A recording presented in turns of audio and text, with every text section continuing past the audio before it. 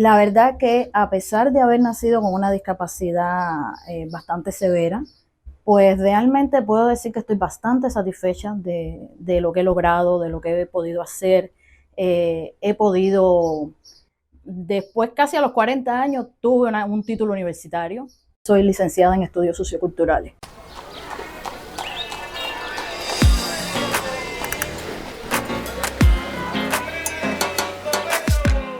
Vivo en la ciudad más bella, con 1 millón de amigos que van haciendo huellas por donde mismo camino. Yo vivo en la ciudad más bella, y para que usted lo sepa, por sus primicias yo morí. Varadero todavía era municipio. Se fundó la Cliffing el 29 de noviembre de 1983 aquí en Varadero.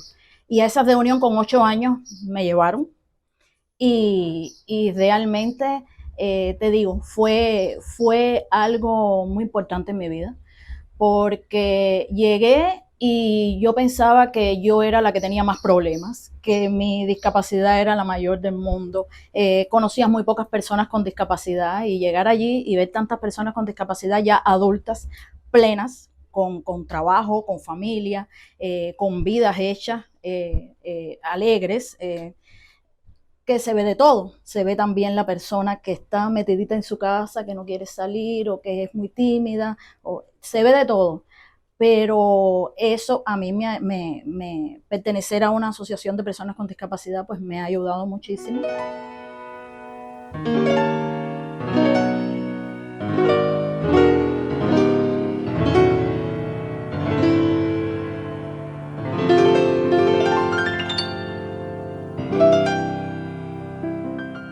Desde que nací y empecé a interactuar, ¿no?, con mis primos, con mi hermano, que es menor que yo 3 años, pero mi hermano volaba, como digo yo. Mi hermano es una persona muy activa, muy hiperkinético.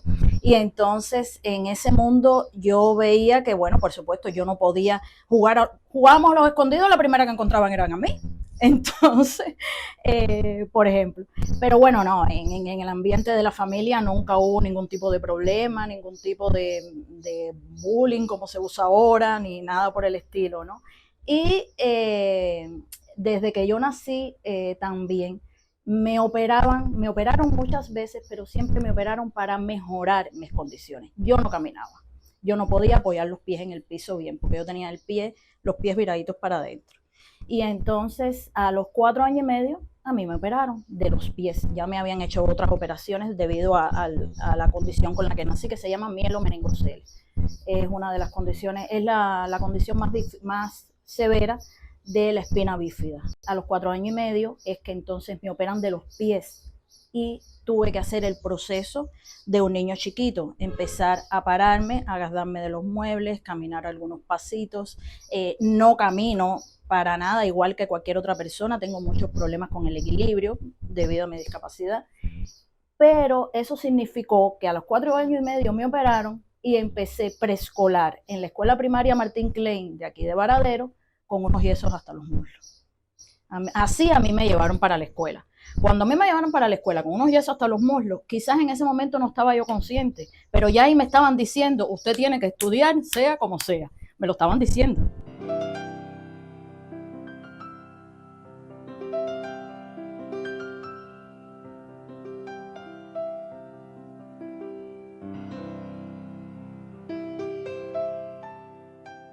En la escuela tuve de todo, tuve cierto bullying, pero bullying de personas, de niños que no eran precisamente lo mejor de la escuela y por lo tanto yo le quité bastante importancia a eso.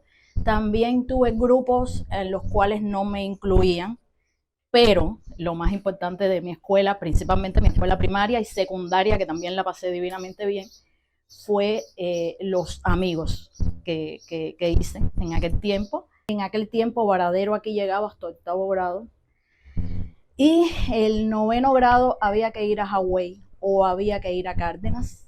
Mi familia no estaba en condiciones de llevarme a Cárdenas todos los días y se habló de la posibilidad de un maestro ambulatorio. En aquel momento ciertas personas que están en cargos y en lugares que quizás no tienen la sensibilidad o no tienen la forma de pensar que lleva el cargo, pues dijeron, no, pero ustedes tienen cargo, que vaya todos los días, o si no, que busquen todos los días al maestro ambulatorio para que lo lleve y lo traiga de Cárdenas. Entonces, para nosotros eso era imposible. Y empezó el curso y yo no estaba empezando mi 9º grado, y mi mamá empezó a llamar a todo el mundo por teléfono. Mi mamá llegó a decir que se iba a poner delante de la casa de visita de educación que había aquí en Varadero a plantear la situación de por qué una persona que quería continuar estudios no le daban la posibilidad, porque en la secundaria obrero campesina primero no me daban la posibilidad porque yo tenía que ser trabajadora, tenía que ser mayor de edad, trabajadora o ama de casa. Y entonces no me daban la posibilidad porque yo tenía 13 años, que es lo que uno tiene cuando termina el 8º grado. Por lo tanto, ya aquella gestión surtió efecto y bueno, ya empezado el curso pude empezar y hacer mi 9º grado y ya después continuar en la facultad.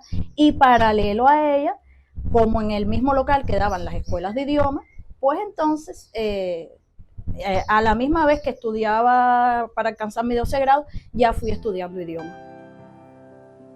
Debes amar la arcilla que va en tus manos.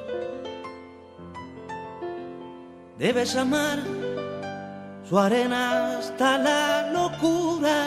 Después de terminar mi 12 grado, pude empezar un tiempo después.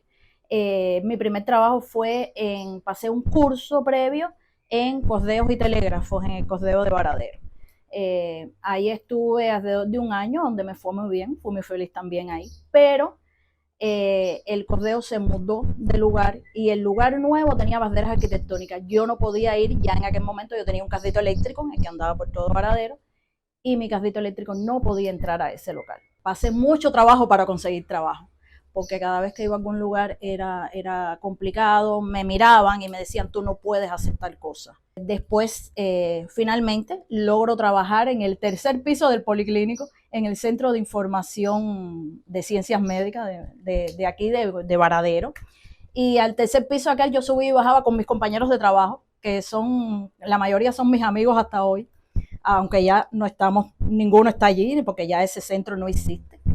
Y también ahí me fue muy bien. Estando allí, llega el tema de la unión de Cárdenas y Varadero. Paralelo a eso, ya estaba estudiando en la universidad.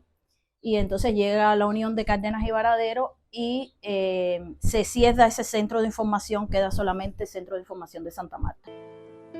Solo el amor alumbra lo que perdura. Solo el amor.